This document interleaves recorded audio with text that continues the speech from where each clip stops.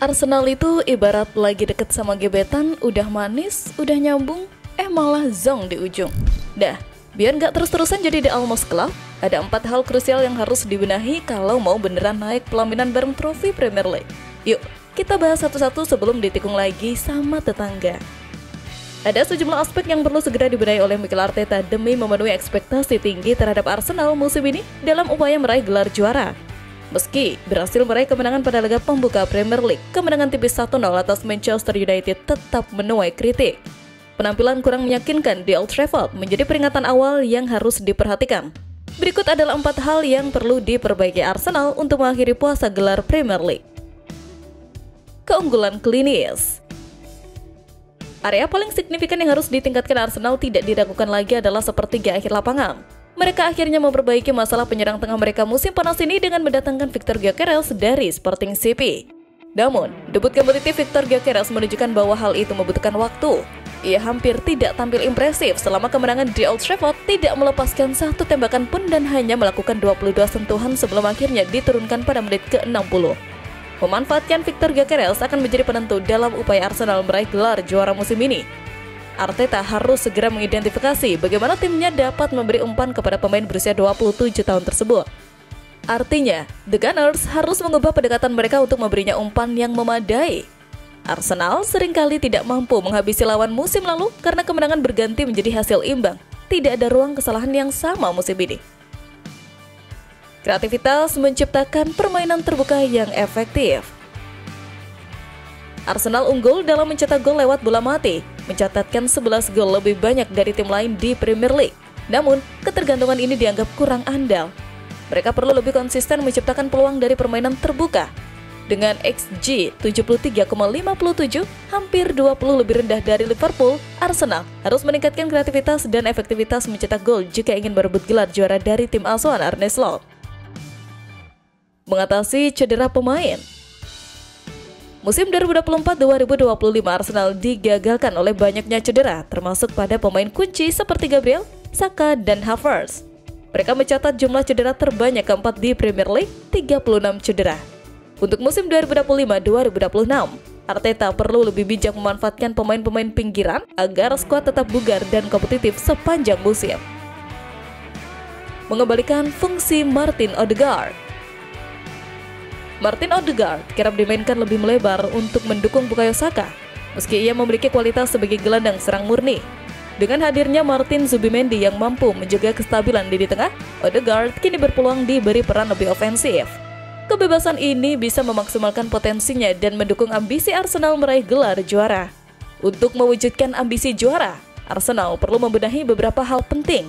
Di tengah upaya itu, muncul kabar bahwa The Gunners tak akan menurunkan Gyökeres dalam laga Super Big Match mendatang. Keputusan yang tentu menimbulkan berbagai spekulasi. Victor Gyökeres masuk dalam starting 11 Arsenal pada laga pembuka Premier League musim 2025-2026 melawan Manchester United pada 17 Agustus lalu. Namun, ia ditarik keluar setelah 60 menit dan digantikan oleh Kai Havertz karena performanya yang dinilai kurang memuaskan dan ceroboh. Striker asal Swedia itu gagal memberikan dampak berarti dalam permainan, bahkan tidak mencatatkan satupun tembakan selama berada di lapangan.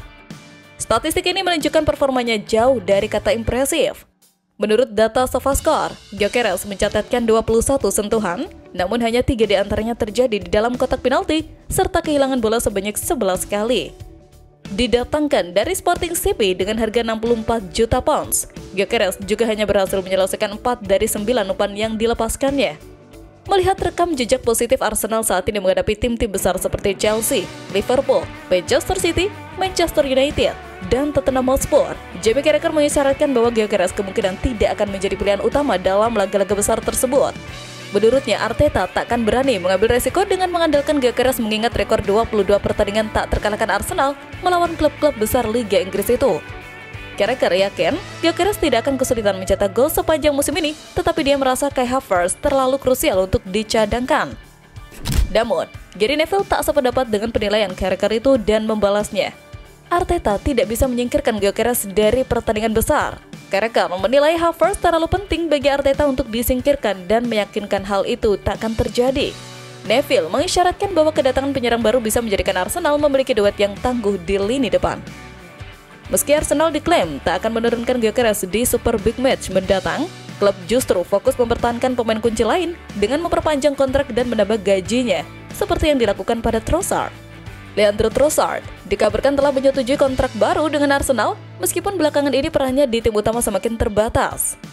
Winger asal Belgia tersebut sebelumnya sempat dikaitkan dengan potensi kepindahan di bursa transfer musim panas ini.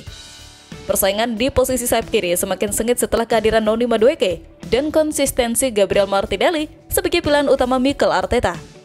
Dalam pertandingan pembuka Premier League melawan Manchester United, Martinelli dan Madueke mendapatkan kesempatan bermain, sementara Trossard hanya duduk di bangku cadangan tanpa turun ke lapangan. Kondisi ini sempat menimbulkan spekulasi tentang masa depannya di Emirates.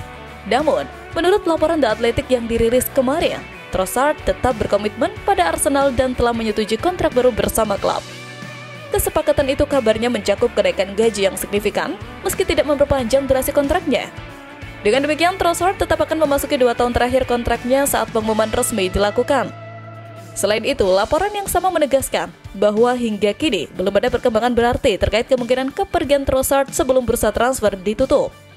Keputusan pemain berusia 29 tahun itu untuk bertahan diyakini menjadi bukti komitmennya untuk terus berjuang mendapatkan tempat di tim utama Arsenal musim ini. Langkah Arsenal mempertahankan Trossard dengan kontrak baru dan kenaikan gaji menunjukkan keseriusan klub dalam memperkuat skuad, terutama setelah cedera Kai Havertz yang membuka peluang bagi kedatangan Eze ke tim. Dan ya, here we go. The Gunners kembali menunjukkan ketertarikan mereka tadi malam setelah muncul laporan bahwa Kai Havertz mengalami cedera lutut. Eze disebut-sebut siap bergabung dengan skuad Mikel Arteta dengan nilai transfer lebih dari 60 juta pound sterling setelah mengungkapkan bahwa ia lebih memilih untuk bergabung dengan tim merah dari London Utara. Pihak Thomas Frank maju dalam negosiasi dan tampak sangat dekat untuk menyelesaikan transfer, tetapi gol telat dari Andrea Berta dan Arsenal telah membuat mereka mengamankan jasanya. Ini akan menjadi periode kedua sang penyerang di Arsenal setelah sebelumnya menjadi anggota akademi mereka sebelum akhirnya bergabung dengan Queen Park Rangers dan juga merupakan penggemar sejak kecil. Eze akan menjadi rekrutan ke-7 The Gunners pada musim panas ini mengikuti jejaknya Pak Arrizabalaga, Martin Zubimendi, Christian Norgard, Noni Madueke, Christian Mosquera, dan Victor Gyökeres melalui pintu Stadion Emirates.